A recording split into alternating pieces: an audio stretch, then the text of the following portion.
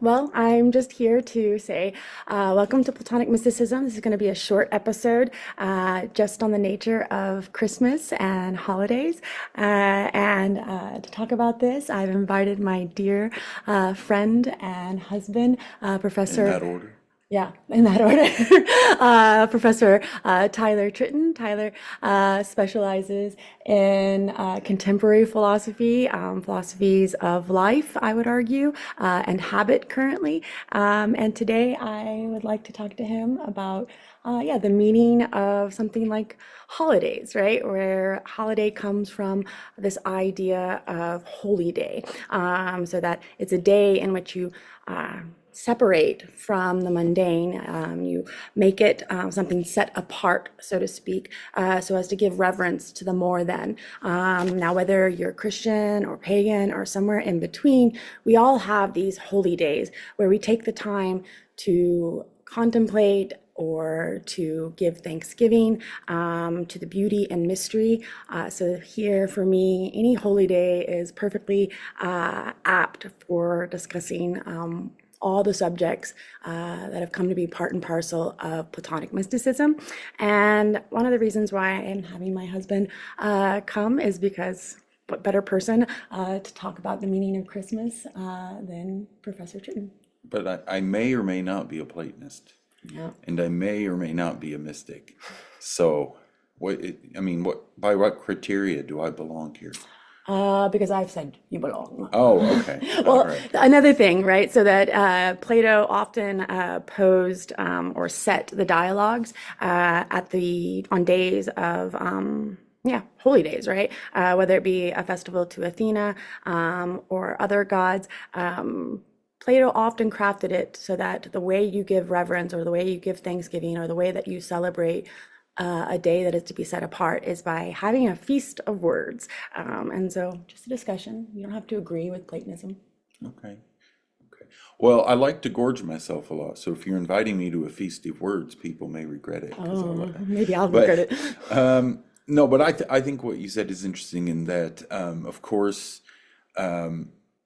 if we say Christmas, it's originally a religious holiday, but we say happy holidays, right?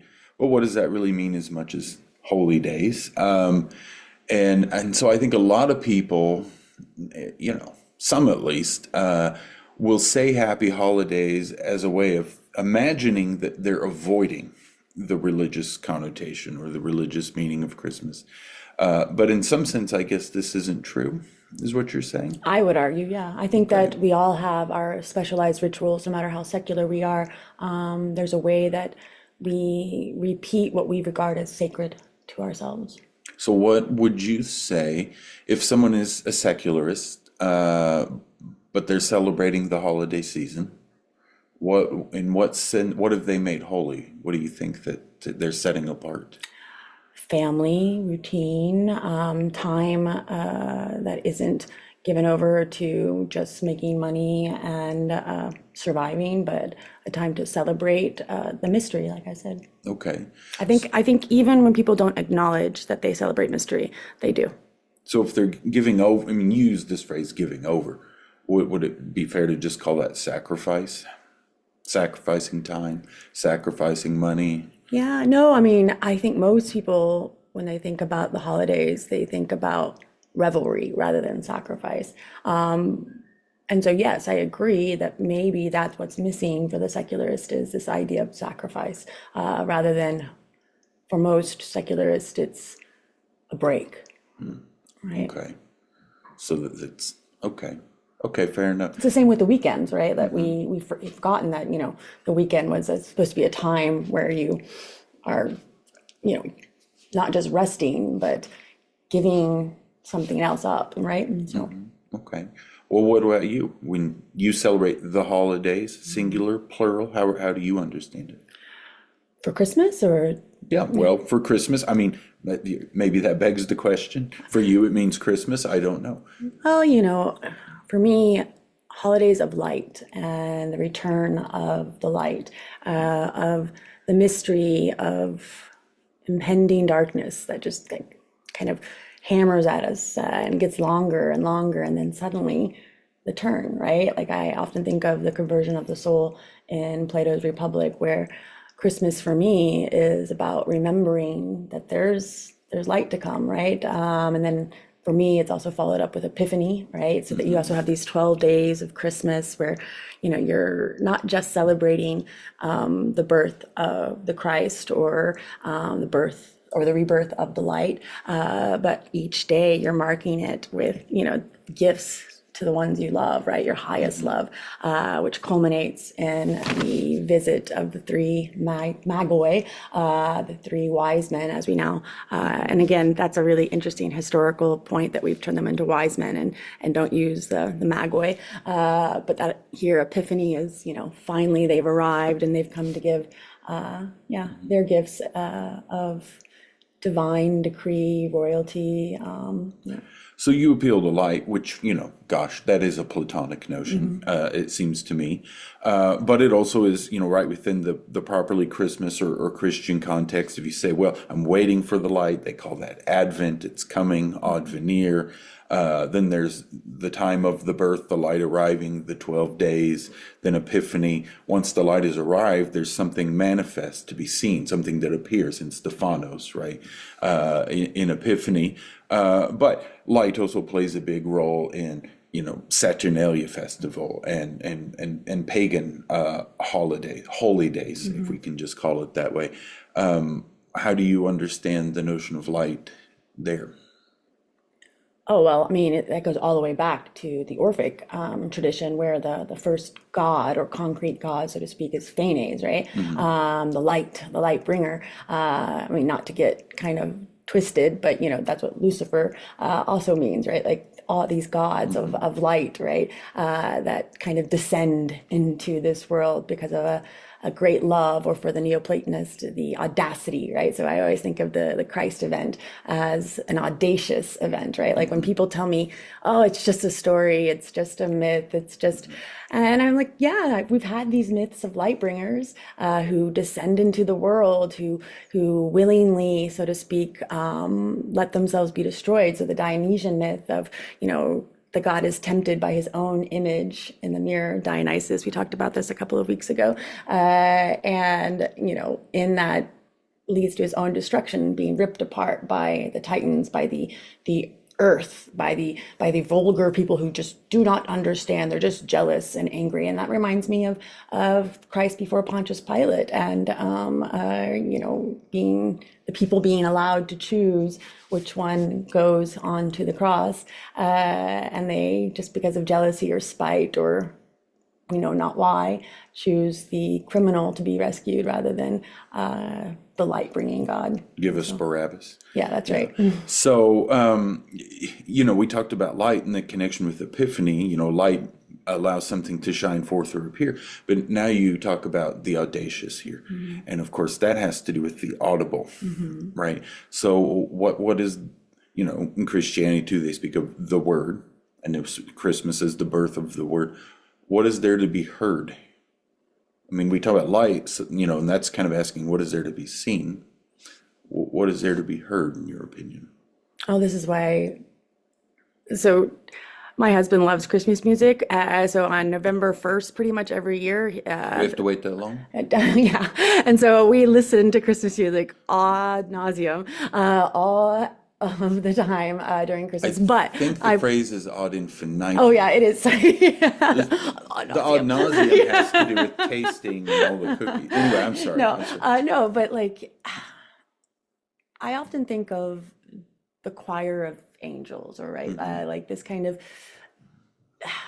song that we hear that isn't actually audible, but it's in the air. It's in the way that some people are able to find ways to celebrate with due reverence holidays that may not be perfectly in line with the way they view the divine, but they still take the time to set these days apart and to break bread with people who are faithful or unfaithful, confused, willing to, question, but also are, deeply spiritual. Like, I don't know, for me, that's the song I hear, is this choir of difference that somehow comes together on the days that we set apart. I mean, because for me, I think there's an irony here, right? So speaking from within a Christian context, you yourself mentioned, right, comes before Pontius Pilate, and yet there's no real defense offered, right? It's not like, Socrates giving an defense. He's quite loquacious. Jesus, not quite as loquacious, right? So what is there to hear? In some sense, I want to say, well, silence, right? When you said earlier, people take time to set apart for relaxation, this could also mean getting away from constant noise, literally and figuratively, getting away from hustle and bustle. So what is there to hear? The irony for me would be something like silence. What is there to see? The irony might be something like, well, we do fill our lives with, let's go see these lights and this, but maybe what we should, we should go see nothing, right? And sort of the dark night of the soul, or however, right? And that if His Christmas wouldn't be very festive then, I think. well, maybe not. But no, but if what is it we're really to see and what we're really to hear is, in a word, God, then I think what this tells us is that God is actually in the silent spaces. God is actually in the still spaces. Again, like in the Christian tradition, I love in the Old Testament, of like where there's this, the big, I was going to say hurricane, it's not a hurricane, earthquake, right? And then after the earthquake and everything dies down, there's this small stillness, and it says, and there, that's where God is, right? Well, see, I agree and disagree, because I think God is in the liaison, right? As Levinas might argue, right? God is in the connection between the hustle and bustle and the silence, right? It's what allows for that bridge, right? Like that's what I think these days do, is remind us that we're not taking a break as if it's distinct from our day-to-day mundane lives, but rather these days are the days that make those mundane lives reborn, right?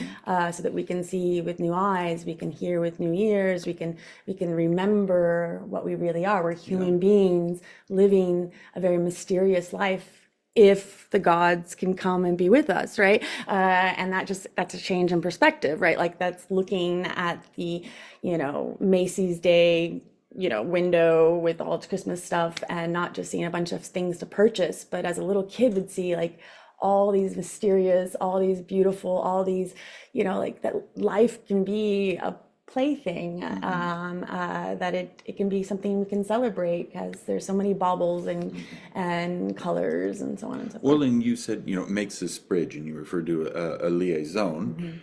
We could also speak of, well, what is sort of the silence between each letter in a noise, or in a word, excuse me. These might be the breathing marks, the aspiration and the respiration, right?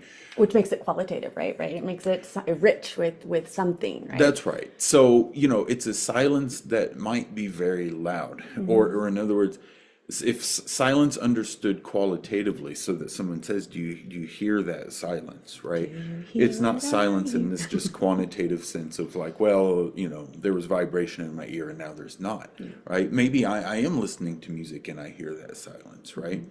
And then, just like many people, of course, the silence can be deafening, which is to say they're in a room alone and all they can hear is their own anguish or their own loneliness, right?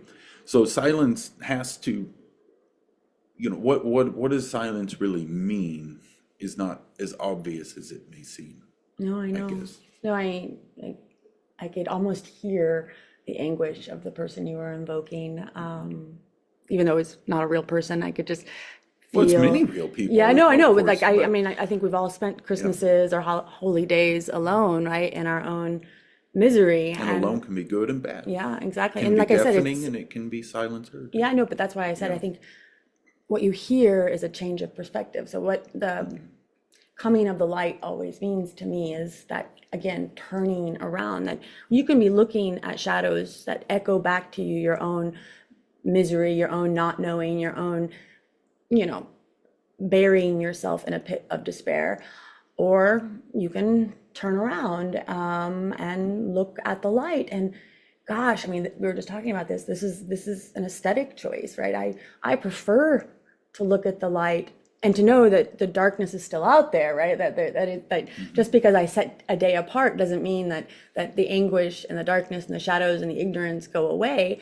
but we get a new vantage point, we get a new perspective, we get a new, you know, it's kind of like when you take a camera and you point it in one direction, you get a beautiful picture versus when you point in another direction, you get a nonsense picture. I'd much rather have my holy days mean something, and to let it recharge and purify and imagine the impossible, that God is here, God is with us, whatever tradition you belong to. And if this is, you know, if I can digress, in my opinion, I asked a poor question earlier when I said, well, you know, Dan, what is heard? And I asked what, you know, as if, what's the content? What's the message of what's being said, right? But when I really find something meaningful, like you say all sorts of stuff to me in the day, 2 days later, I don't really remember much of any of it, right? Yeah. Which is to say in terms of what you said. But what I do remember is, oh, that's a day Dan and I, we got to spend a lot of time together. And I remember we chatted for 3 hours. Or what'd you chat about? Well, I don't remember that. But I remember we chatted for 3 hours. So what I find meaningful is that what is heard is a voice, right? And not just... you know, you talked about Levinas earlier, the buzzing of the Iliad that there is, and the hustling and bustlings and what's going on. But it's meaningful to me if what I hear is a voice. So I shouldn't have asked what is heard, but to my mind, the more important question is who is heard, or is that which is heard a what or a who? And I love Whoville. So it's a who. It's not whatville, it's Whoville, Yeah. right? And that's where meaning is, I think. No, for me too, I agree. Like, I will never be a follower of the God of the philosophers, of one you can't sing to, can't dance to, can't joke around with, can't get angry with. I always think that's funny when people get angry with God and they invoke this idea that God is more of a spiritual abstract phenomenon. I'm like, nobody gets mad at abstract things. It has to be a kind Even of when who. even when we say we do, Yeah. I think, we say, well, I hate the system and I rail against systemic injustices, but of course the vitriol, Yeah. the emotion, the passion, I think is the people behind it. Yeah, The exactly. people wielding it, the people unjustly, whatever. And so, yeah, I mean, I'm not angry at a system. Can I get back to? Yeah, sure. I no, I Sure, just sure. because one of the things I want to ask you is the particularities of the Christian event, right? The why we say Merry Christmas. And again, I'm a weird Platonist, so please mind my syncretic nature. Is the birth of Christ from Mary, right? Virgin, whatever that may mean. I've got all sorts of theories about how that connects to the Greek tradition of parthenogenic priestesses. But for now, I'll pin that and just ask, like, what does the silent night to bring in a Christmas carol mean to you? Why are we celebrating the birth of the God before he's ever done anything to prove to anyone that he's God? Yeah. No, that's a lovely hymn given things we were talking about here, right? Silent night, stille Nacht is silent or still, everything sleeps, and lonely waits, einsam wacht, right? And I like, I like those lyrics. I'm waiting in silence and stillness, so I'm not doing. So it's not making preparations. If we can talk about like Mary and Martha, it's the one who sort of waits and contemplates, maybe more than the one busy with all the preparations, what we've called hustle and bustle. And then also the line einsam wacht, which is to say waits alone. Waits as one. I can't do your waiting for you. I can't do your stillness and your silence for you. Heidegger talks about sort of what individuates one is one's own being towards one's death that I can't do for someone else. But maybe we could say this is something like this, right? I can't do your waiting and your hoping and your stillness and your silence. Only you can do that for And this is yourself. one of the reasons why I find Christmas very Platonic, especially when it comes from the feminine Platonic tradition, or the divine feminine Platonic tradition, where you think about the mother of God, right? Where you think about, like, nobody can birth with another, right? Like you can, and in this particular, iteration, there's no father, so to speak, that's incarnate, right? That's like right there. So Mary is alone, and she has suffered, but in that suffering, there's a hope for this, this child, this thing that grew inside of her. And I think about, the mother of the divine. I think about mother of the gods, and like, we always imagine, oh, she's just a mom, right? But like, no, there was a silent night that preceded this reign of being the mother of gods, right? Like, and yeah, and so I just And wanted what to, is a child? yeah, A child, to me, is kind of, I was saying this in a different context earlier today, but simultaneously a conservative and a progressive agent, in that a child is a continuation of the past. It's a mark of heritage, but it's also fecundity and the generation of the novel and the new, and that things can be different. the same So but it's different. hope, Yeah. but it's a hope that has to be redemption of a very specific past and a very specific lineage to which it is tied and to which it is grounded, right? And to interrupt, I would say this is another key aspect of a holy day, right? That holy days aren't just to be set apart in the nature of just reverence to an abstract God, but it's part of a lineage, right? A people who have passed on the tradition, and a lineage of people who have taken a conservative stance towards the holy day to keep them separate, right? But still be willing, as I hope both of us are, as people of different faiths, of being able to adapt and change for the sake of passing on the lineage, because it might die if we didn't give birth to it anew, if we didn't start imagining, having these feast of words where we can think differently. In the Timaeus about the cosmos, and but for us about Christmas. Yeah, I mean, of course, as you alluded to at the very beginning, there's many different traditions that go into this holiday that we now call Christmas. Most of them, we celebrate it, but we're probably unaware of most of this actual histories in the plural that comes to make this specific event that we today call contemporary Christmas. And to my mind, it's a long history of mutual and reciprocal appropriation and reappropriation, right? That Even makes it possible to do what you just said, which even a is, yeah, kind of cultural appropriation, which we take as always a bad term, but I'm like, well, not always, or it doesn't have to be, because the appropriation also goes back and forth in many directions, right? And then, in what sense does the secular appropriate from the religious and then forget the history and just, I mean, now, if you ask me to make an evaluative judgment on that, I don't know. It's really complicated. I think some of those appropriations and forgettings of a heritage are good and some are bad. And it's at this juncture going to be almost impossible to disentangle, excuse me. yeah, but we don't have to disentangle them, right? Like, we can find ways to. But sometimes it helps with the remembrance, though. That's true. That's true. If I can disentangle traditions and say, well, here's the Christian lineage, here's the Saturnalia lineage, whatever, then it becomes much harder for me to just say, well, what holiness? This is just about the boxes and the bags and the bows. Yes, Grinch.